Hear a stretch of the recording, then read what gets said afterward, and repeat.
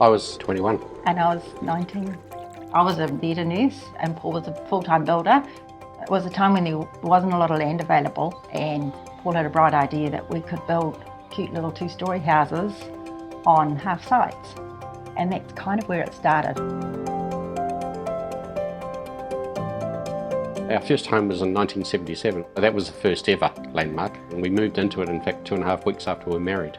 We had a local DJ. We built a house for him and he let us have it as a show home for 3 weekends. We sold 12 houses. We sold 12 houses.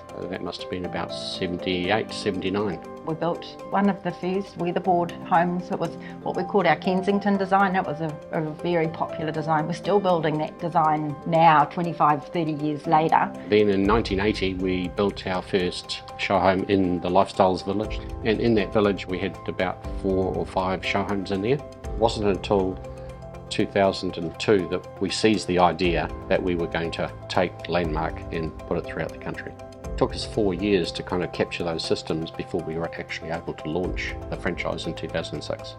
So now we've got an incredible family of franchisees. They all get on so well and they look after each other, and it's grown it way beyond what we could have imagined.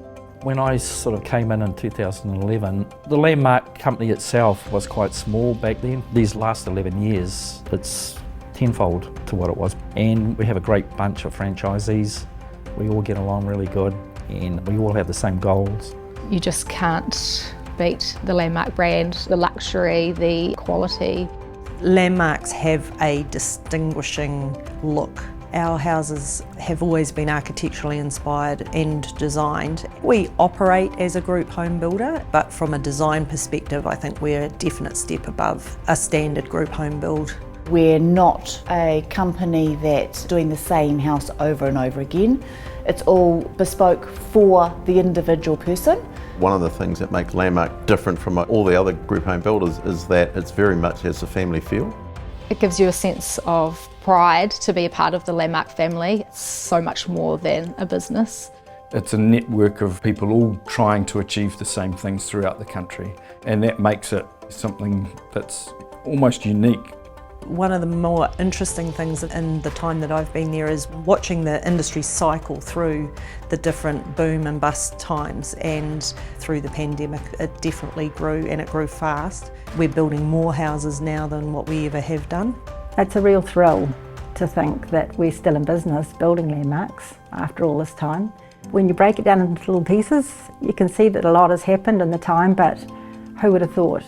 I think it's been a strong 45 years and it's going to continue to be that way. There's been a lot of challenges in the industry in 45 years, but they've pulled through all of them, and the Landmark brand is stronger now than it ever was.